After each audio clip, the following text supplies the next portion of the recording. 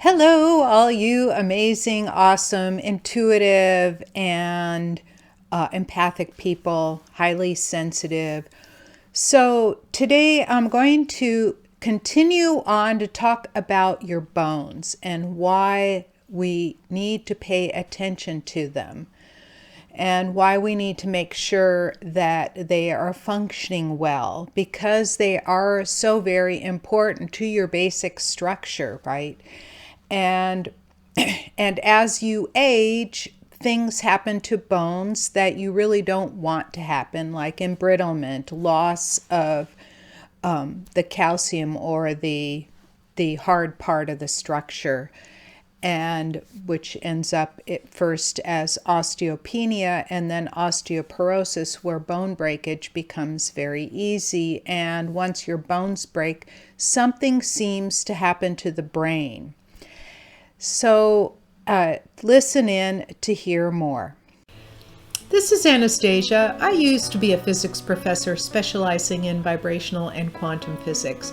After recovering from a serious illness using energy healing on myself, the calling to heal became so strong that I had to quit my 40-year research career. I replaced my 6-figure professor salary within 5 months using a simple but not easy 3-step system that I worked out to grow my healing practice. Now I help other healers grow their practices, whether they're just starting or already have a practice, with this same 3-step system. I'm all about helping you too. Listen in to learn more. I'm so glad you're back. Today we're talking about bones again. And there are several bone diseases. For example, arthritis is one because your joints, for example, are part of the bone system. Even though the joints themselves don't have calcium, they are composed of basically collagen, and the collagen is the substructure of your bones. And as you age, these parts tend to get harder and disappear. So today what I'm going to cover is how you can support your bones and how you can build them back up or keep them from deteriorating as you age. So the first thing you need to realize is that your bones provide support. So if you don't feel supported, then you will lose your support structure internally. Second is that the bones are part of the 11 systems that are fed by the root chakra.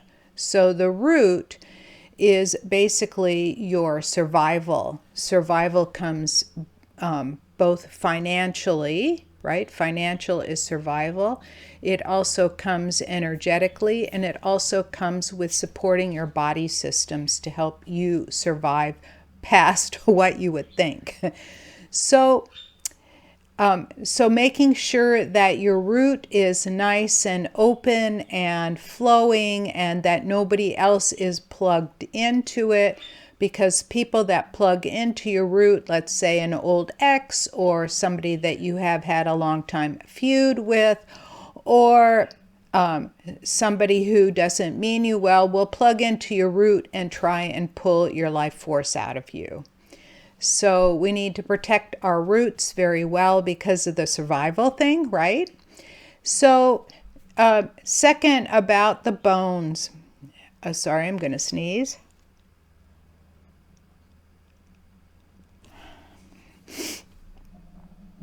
About the bones is that your root detects your environment at all levels, right? So one thing you may or may not realize is that your bones are plastic, right? So the more you stress them, like they found in places where people had to kneel a lot to grind their food or prepare their food, they found that the bones that were instrumental in kneeling were actually thicker and had more calcium deposit. And that when you break them, the bone will form what looks like a callus around the part that broke, so it will bulge to provide extra support. So that's why it's really important. Like right now I'm standing, it's really important to stress your bones in a positive way, not overstress them, but stress them, and you will help build the calcium. Now that's kind of obvious. And if you're sedentary all the time, you don't get up and walk, you don't get up and carry things, you don't stress them in a positive way, the bones will decalcify because in your subconscious, it will deem that extra weight as unnecessary and it will then leave your body. So the more you stress and the stronger you make your muscles, for example, and muscle, just so you know, muscle mass and brain activity are pretty much intertwined, right? So doing any kind of exercise to help build or maintain your muscle will also help build or maintain your mental capacity, but it will also help you maintain your bones. And they will recalcify as you exercise and provide the proper nutrients. So I'm just going to mention the bone diseases. I mentioned arthritis already. There's osteopenia and osteoporosis. There's leukemia and bone cancer. And those tend to be, leukemia is not so rare. Leukemia is in your bone marrow, and a bone marrow transplant usually helps, right? They have to remove all the old bone marrow and put transplanted bone marrow, and then it regrows in its place. But by energizing your bone marrow regularly, right? Take a deep breath in and imagine the bright white or golden light coming in from above and radiating all through your whole body and releasing all the darkness down your grounding cord, right? By doing this daily, exercising daily, energizing your body daily, and protecting yourself daily will help protect your bones. So the thing I mentioned yesterday was the bone skin. It's called a periosteum, and it has the osteoclasts, which help mineralize your bones.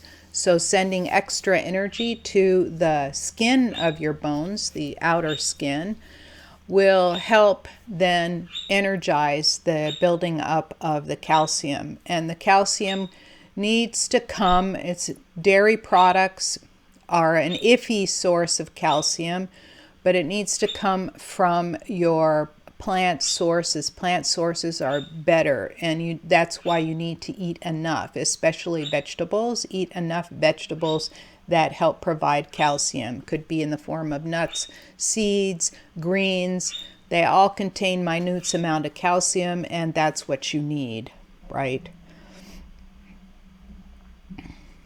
And so in terms of, there were a couple of other things I wanted to talk about in terms of your skeletal structure. I mentioned a little while ago that when they've noticed that when the elderly people break their hips, their brains start to have a problem. Like they start moving into dementia a lot faster, as if this bone breaking triggers something in the subconscious and releases a different chemical into the body to cause dementia problems.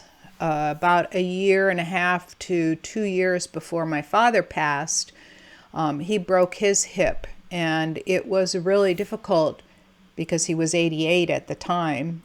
He passed when he was 90. He was 88 at the time, and getting him to get up and moving around was really difficult. Even though he's the one that taught us about regular exercise and nutrition, it's just that when you get older, you get more like, oh, well, what's the use? I'm old. and he kept talking because all of his friends were gone. They'd all passed away, and his My mom was already gone. This will be year number 8. She passed in 2015. And he was just missing her, right? So he just said, what's the point? I've done everything I want to do, and he let go, and he kept saying, I'm ready to go. I just want peace, right? So that's really hard to hear exactly, but the point is that after he broke his hip, that was what caused him to go on a downward spiral. He went really quickly because before that he was doing quite well. So that's why it's really important to protect those bones and keep them functioning really well. One of my clients just came to me and she said she's been diagnosed with osteoporosis, and so I've been helping provide her with the right nutrients and the right exercise and the right things to do to keep her functioning well. Because osteoporosis is a loss of the hard part of your bones. And it's really interesting that even a simple x-ray of your back can reveal a lot. A lot of times, my former chiropractor said that when he x-rayed bones of people that had been sedentary, he said they were really hard to see. It's like they were disappearing out of the x-ray. And because I've exercised basically daily since 1967, since we moved into this house, that my bones have, I have basically at the age of 70 the bones of a 25 to 30-year-old. And the reason being is that the exercise has made it so they stay calcified. And in that calcification process, when my chiropractor took an x-ray of my back, and at that point I was in my late 50s, and he said, your back is there. Like he says, I see your bones, they're really there. Like, what have you done to make sure that they look like that? And I just basically said exercise and good nutrition, right? And so there are a few things to pay attention to in your diet. For example, having a diet that acidifies your blood, that includes drinking carbonated beverages, having too much meat and not enough vegetables, eating too much sugar. All those things will acidify your blood. You can look this up. You can look up what's an alkalizing diet versus what's an acidifying diet. So making sure that you eat an alkalizing diet, it helps keep your bones intact, because your bones are a calcium repository for all of the reactions. I mentioned this yesterday, for all of the reactions in your body. So the key takeaway is make sure that you eat enough alkalizing foods to counteract the acidifying foods. So acidifying foods are things that are high protein.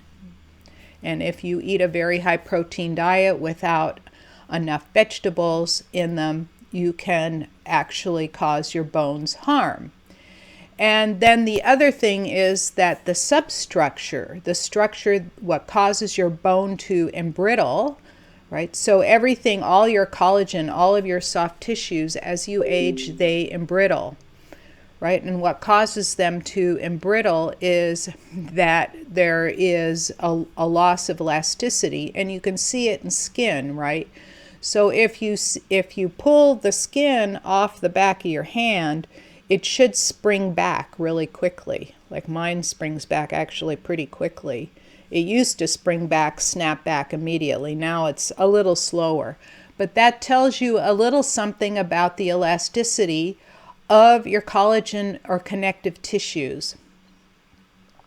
And one of the ways to make sure is that you get adequate collagen in your diet, right? I get a big scoop of extra collagen in my morning Go juice, my morning drink. And to make sure that you have enough minerals that will help incorporate the proteins into your collagen structures, and that you get adequate sleep and adequate exercise. right? And then the last thing is to make sure that you're not too stressed out, right? So the last thing is that stress will embrittle things faster than not. So make sure that you do something relaxing every day, whether it's to go for a walk, whether it's to meditate, whether it's to do yoga. Sleep isn't relax. Sleep is rejuvenation, but you need to let your brain unwind from all of the things that are causing you stress. And another way to cause you stress is to eat things that you are allergic to, right? Or are sensitive to, because your body will cause a stress reaction when you are eating things that are not good for you. And I know they're so yummy, right? Like, who doesn't want a really tasty pizza?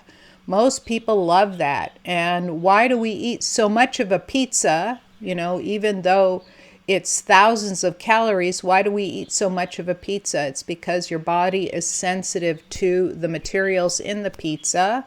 Look, if you can eat one pizza, then you're probably good, one piece. I cannot. So I just don't get started on it, right? So dairy foods, grains, things like that, they can cause you a problem with, and even pickled meats, because the pickling salts and things like that aren't good for most of us. So I eat only fresh meats, fresh fish. You can have smoked, that's not a problem. Fresh fish, avoid dairy food, and eat lots of produce. Okay, I hope that was helpful. So just to reiterate, your bones are fed by your root chakra. They are the support in your body. The way your bones get calcified is through the bone skin. Bones are plastic, so stressing bones will help rebuild and recalcify them, and that you need to feel supported, lower stress to avoid embrittlement so you don't end up breaking a hip and causing a problem for your brain. And remember that exercise builds muscle, and muscle helps maintain brain function. Okay, I hope that was helpful today to help you keep your bones healthier. Thank you so much for taking valuable time out of your day to listen in. If you found this message helpful, please help spread the word by giving the broadcast a thumbs up or a 5-star rating. Share it with your friends, and be sure to subscribe to my channel with your notifications on. For further training on healing and growing your healing business using my 3-step system, go to www.highpaidhealers.com. And I'll see you in the next video.